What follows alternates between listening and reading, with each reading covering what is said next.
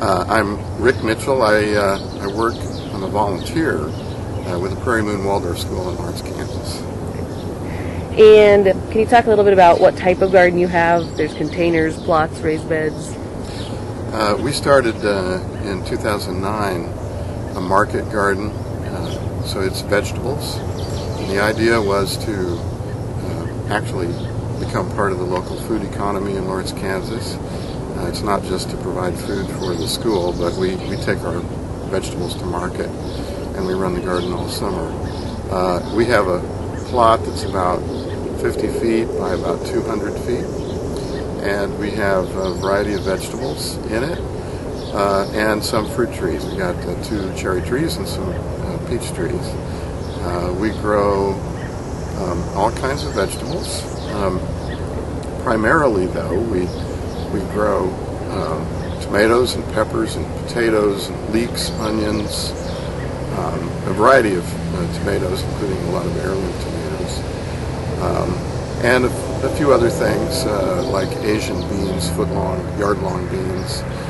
And the important thing about that is we meet every year with the people at the Community Mercantile Grocery Deli, and we sell everything that we grow in our garden to the deli.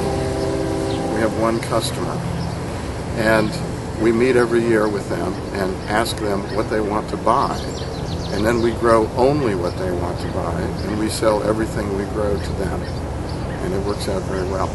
You can't go into a grocery store and buy vegetables from our garden, but you can go into the deli at the Community Mercantile and buy potato salad that is made from potatoes that we grow, for example. That's very neat. So how'd you get started as far as funding, what kind of approval, that kind of thing? Well, we're a private school, and so we can, in a way, our administration and governance is a little tighter here. We can kind of maneuver pretty fast. At the time that we started the garden, I was on the board of the school as president of the board, and we had always seen gardening as an important part of our curriculum here in the Waldorf school. If you look at Waldorf schools around the world, gardening is always an important part. So there wasn't any question about whether it was appropriate to have it as part of the curriculum. It was well established that it was. We just hadn't started our garden yet. We're a relatively new school. So in 2009 we decided we wanted to start the garden, and we needed a little startup money. So we applied to KC to get a water quality grant, and we also applied to the Douglas County Community Foundation, Elizabeth Schultz Environmental Fund, and we got a grant from them too. So we had 2 good startup grants, $6,000 to $7,000 to get going.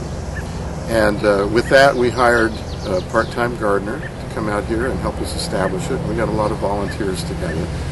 And the water quality aspect of it, the KC grant, we put in a rain harvesting system. So we get the rain off our school building roof, and we don't have to use any other kind of water out here. We're lucky because our school grounds are in Kaw River bottom land, and we have type 1 soils out here. We have about 90 or 100 inches of topsoil out here, which is pretty good. And so we can just throw seeds at the ground and they come up. So everything pointed to good possibilities for doing gardening here. It was a part of the curriculum, really an important part of the curriculum. The teachers accepted that, and the administration accepted that. We didn't have to sell anybody on whether teaching gardening was a good idea or not. Everybody recognized that it was. What we did have to do is get some money to support getting started.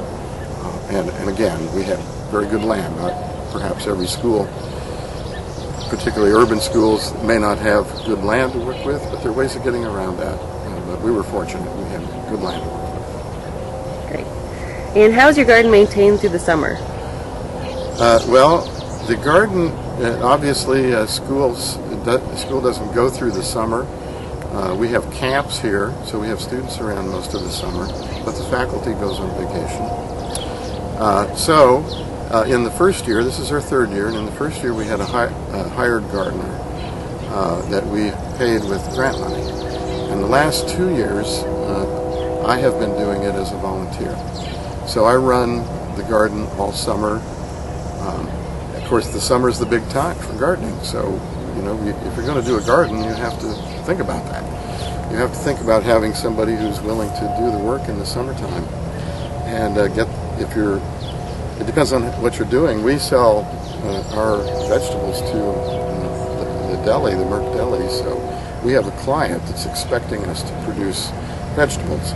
And we do, and we deliver them. And so there's this whole process of doing that. But to answer the question, a volunteer, namely me, does it here at this school the last couple of years. And I work with other volunteers who come out, some students, some adults who come out. Great. And what benefits to the student and the school have you seen related to the garden? Well, I think that in a garden there's something for everybody. And it doesn't matter what your particular talents are or interests are. You can usually find something to do that's interesting and beneficial in a garden. We get students out here and with all different kinds of interests, and they find their way to work. Some people like to push the wheelbarrow or work in the compost or lay in the irrigation system, and some people like to groom the herbs, and some people get interested in scientific concepts, maybe plant breeding or different varieties, and some people get interested in seed saving, and that gets them interested in worldwide issues of food safety and food preservation and so forth and so on. So there's all kinds of things. If you like physical work, you can certainly find it in the garden. If you like high-level scientific thinking and biology and so forth, you can get interested in that.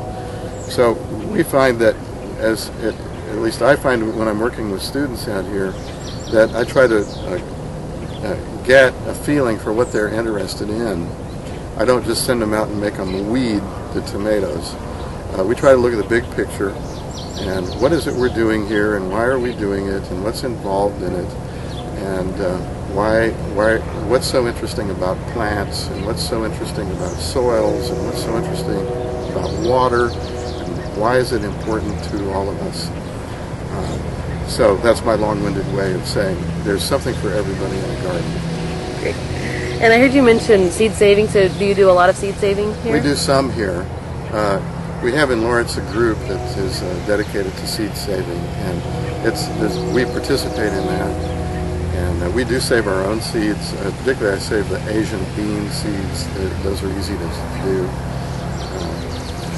We also are working with another organization that sells seeds.